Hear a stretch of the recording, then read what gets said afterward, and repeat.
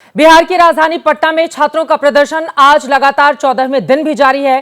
छात्रों की मांग है कि 17वीं बीपीएससी प्रीलिम्स की परीक्षा फिर से कराई जाए, लेकिन छात्रों के प्रदर्शन के बीच एक सवाल यह भी खड़ा हो रहा है, क्या छात्रों के प्रदर्शन को नेताओं ने सियासी पर्यटन में तब्दील कर दिया है? क्या छात्रों को मोहरा बनाकर कुछ राजनेता अपना चेहरा चमकाने की कोशिश कर रहे हैं? और इन आंदोलन में जिन नेताओं को आप छात्रों के साथ देख रहे हैं, उनमें एक बड़ा नाम जन स्वराज पार्टी के संस्थापक प्रशांत किशोर का है। प्रशांत किशोर ने दावा किया है कि उन्हें पता चल गया है कि बिहार लोक सेवा आयोग की परीक्षा के जरिए भरे जाने वाले पदों के लिए हजारों करोड़ रुपए का लेन देन हुआ है। कई आरोप प्रशांत किशोर की ओर से लगातार लगाए जा रहे हैं और इस वक्त हमारे साथ जन स्वराज के मुखिया प्रशांत किशोर लाइव जुड़ चुके हैं पटना से। आपका बहुत बहुत स्वागत है प्रशांत किशोर जी एबीपी न्यूज पर। मेरा सीधा सा सवाल है, बिहार अशांत है धन्यवाद क्योंकि उसके पीछे प्रशांत हैं, इस तरह के आरोप आपके ऊपर लग रहे हैं, क्या है जवाब इस पर? नहीं, बिहार अशांत इसलिए है कि बिहार के चुने हुए मुखिया, यहाँ के मुख्यमंत्री सीन से गायब हैं। पिछले 15 दिनों से छात्र, 4 लाख से ज़्यादा छात्र जो बीपीएससी के अभ्यर्थी हैं, उन्होंने शांतिपूर्ण तरीके से आंदोलन चलाया है। धरने पर लोग बैठे हैं, छात्रों की कुछ डिमांड हैं, कुछ शिकायतें हैं। और शुरुआती दिनों में करीब 8 या 9 दिनों में कोई भी राजनीतिक दल, ज़्यादातर राजनीतिक दल, या कम से कम मैं अपनी ही बात कह सकता हूँ, कोई भी उस आंदोलन से नहीं जुड़ा रहा है। लेकिन आज से करीब 5 दिन पहले जब छात्रों के एक शांतिपूर्ण प्रदर्शन के दौरान पुलिस ने बर्बरतापूर्वक लाठी चलाई, छात्रों पर अत्याचार किया, उनको बर्बरता से मारा पीटा, तब हम जैसे लोग खड़े हुए हैं। इस मांग के साथ नहीं खड़े हुए हैं कि छात्रों के क्या इल्ज़ाम हैं और सरकार का उस पर क्या रवैया है। हम लोग इसलिए खड़े हुए हैं कि लोकतंत्र में, भारत जैसे लोकतंत्र में, बिहार जैसे जगह में जहाँ जो लोकतंत्र की जननी रही है, वहाँ पर कहीं किसी भी सभ्य समाज में इस बात की इजाज़त नहीं दी जा सकती है कि पूरा सरकार जो है, पूरी जो सरकार है वो लाठी तंत्र में तब्दील हो जाए और बच्चों की बात सुने बगैर उनको सड़कों पर दौड़ा दौड़ा कर मारा जाए। इसलिए हम लोग उनके साथ खड़े हैं कि आपको बात करनी है, आप सरकार उनसे बात करे, उनके विषयों की जांच करे, अच्छा लगे उनको स्वीकार करे, नहीं अच्छा लगे खारिज कर दे, लेकिन किसी भी हालत में बच्चों पर एफआईआर ना हो, बच्चों को लाठी से मारा ना जाए, उनको डराया ना जाए, उनको प्रताड़ित न किया जाए। आपकी बातों से 2 सवाल मैंने निकाले हैं। आपने कहा कि 4 लाख छात्र हैं जिनके भविष्य का यह सवाल है, लेकिन प्रदर्शन करने तो 10% से भी कम छात्र आ रहे हैं। यही आरोप आपके ऊपर लगाए जा रहे हैं कि सारे छात्रों को इस पूरे मामले में घसीटने की कुछ लोगों की ओर से कोशिश की जा रही है और उस कतार में सबसे आगे प्रशांत किशोर खड़े हुए हैं। नहीं, सबसे पहले किसी भी आंदोलन में अगर 10 लोग प्रभावित हैं तो सारे 10 के 10 लोग तो किसी प्रदर्शन में या धरने में या किसी वार्तालाप में नहीं आएंगे। कुछ उसका प्रतिनिधित्व ही हो सकता है, लेकिन जितनी बड़ी संख्या में छात्र इस आंदोलन से जुड़े हुए हैं, जो लोगों ने, आप लोगों ने मीडिया के जरिए से सारे देश ने देखा, कम से कम 15,000 छात्र वहाँ इकट्ठा हुए।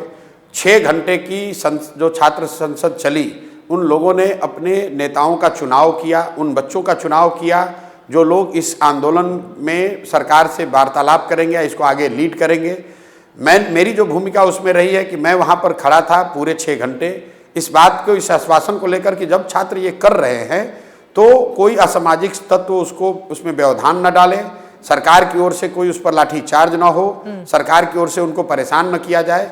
जब छात्रों ने ये बात अपनी लीडर्स चुन ली, उसमें यह भी तय किया गया, जो सरकार का आरोप है कि कोचिंग संस्थान वाले इसको हवा दे रहे हैं, शुरुआती आरोप जो है, तो हम लोगों ने यह भी कहा कि कोई भी कोचिंग संस्थान चलाने वाला व्यक्ति इसके नेतृत्व के में नहीं रहेगा, कोई पॉलिटिकल लीडर भी इसके नेतृत्व में नहीं रहेगा। 8 से 10 छात्र जो अनशन पर बैठे हैं, जो अभ्यर्थी रहे हैं, सिर्फ उन्हें ही उस नेतृत्व के कमेटी में रखा गया है। ठीक है, हम लोग सिर्फ उनके समर्थन में खड़े हैं और उस सरकार के पास कोई वजह नहीं है कि उन 8 लोगों से वो बात क्यों नहीं करें। कल उन्होंने सारे दबाव के बाद, कल सरकार के मुख्य सचिव ने उन बच्चों से बात करी है, गृह सचिव और मुख्य सचिव ने। तो मेरा पहला ये कहना है कि जो बात कल हुई, ये बात आज से 10 दिन पहले भी हो सकती थी और अभी तक मुख्यमंत्री ने उन बच्चों से मिलना भी स्वीकार नहीं किया है। आप ये बताइए कि 13 करोड़ के राज्य के मुखिया, इतना बड़ा हंगामा हो रहा है और उस व्यक्ति के पास इन बच्चों से मिलने के का भी समय नहीं है। ये कहाँ का लोकतंत्र है, ये कहाँ का न्याय है। बच्चों ने यहां तक कह दिया कि अगर मुख्यमंत्री मिलकर ये कह दे कि कोई अनियमितता नहीं हुई है, हम लोग उनकी बात को मान लेंगे, लेकिन मुख्यमंत्री अभी तक मिले ही नहीं है, मिलने का टाइम तक नहीं दिया है। ठीक है प्रशांत किशोर जी, लेकिन आपने जाकर मुलाकात की और जब छात्रों के ऊपर पानी की बौछार होने लगी, उनको लाठी डंडों से पीटा जाने लगा, तो आपके ऊपर आरोप है कि आप वहां से भाग गए। भाई मैं तो अभी आप जहां इंटरव्यू ले रही, मैं कहां पर हूं? मैं पटना में ही हूं। जो लोग ये कह रहे हैं उनको घटनाक्रम समझना चाहिए। दिन में 12 बजे से लेकर छात्र संसद 5 बजे तक चली। 5 घंटे लाइव कई मीडिया हाउसेज ने रिकॉर्ड किया है, चलाया भी है, आपने देखा, हम लोग वहीं खड़े थे। 5 बजे से सब लोग एक मार्च, सामूहिक मार्च के जरिए वहाँ से निकले गांधी मैदान से। फिर आकर जहाँ पुलिस ने रोका, 1 किलोमीटर दूर गांधी मैदान से निकलने के बाद पुलिस ने रोका, वहाँ पर हम लोग रोड पर बैठ गए और वो सारे लोग, सारा जत्था, 15,000 से ज़्यादा छात्र शांतिपूर्ण तरीके से वहाँ सड़क पर करीब करीब 2 घंटे बैठे रहे। मैं वहाँ सबसे आगे खड़ा था, पुलिस के सामने मैं खड़ा था। पुलिस ने कोई कार्रवाई नहीं की। प्रशासन ने ये ऑफर दिया कि अगर आप लोग यहाँ से हट जाएं तो आप डेलीगेशन हमारे पास भेज दीजिए, मुख्य सचिव बात करेंगे। जब प्रशासन ने ये ऑफर दिया, चूंकि ये मांग ही हम लोग यही कर रहे हैं कि भाई सरकार को बात करनी चाहिए, जब प्रशासन ने इस बात को स्वीकार कर लिया तो हम लोगों ने छात्रों को ये कहा कि आप अपना डेलीगेशन मुख्य सचिव के पास भेजिए और हम लोग, जो लोग घर जाना चाहते हैं वो घर जाएं और हम में से जो लोग गांधी मैदान में वापस जाकर बैठना चाहते हैं वो वापस बैठेंगे। इस बात की घोषणा छोटे माइक से मैंने की और लोगों ने भी करी। पीछे बैठे कुछ छात्रों को उसकी वो बात पूरी सुनाई नहीं दी होगी क्योंकि भीड़ बहुत ज़्यादा हो गई थी और वहाँ माइक सरकार ने अलाउ नहीं किया था। उसके बाद मैं पीछे जाकर गांधी मैदान में बैठा कई सैकड़ों छात्रों के साथ। कुछ छात्र वापस घर चले गए सुनने के बाद। पूरी संख्या में से 2-2.5 हजार छात्र वहां बचे रह गए थे। फिर गांधी मैदान में 35 मिनट बैठने के बाद जब सारा मामला खत्म हो गया तब मैं वहां से निकला हूं। निकलकर मैं आया हूं शेखपुरा हाउस, जो वहां से 5 किलोमीटर दूर है जहां मैं रह रहा हूं।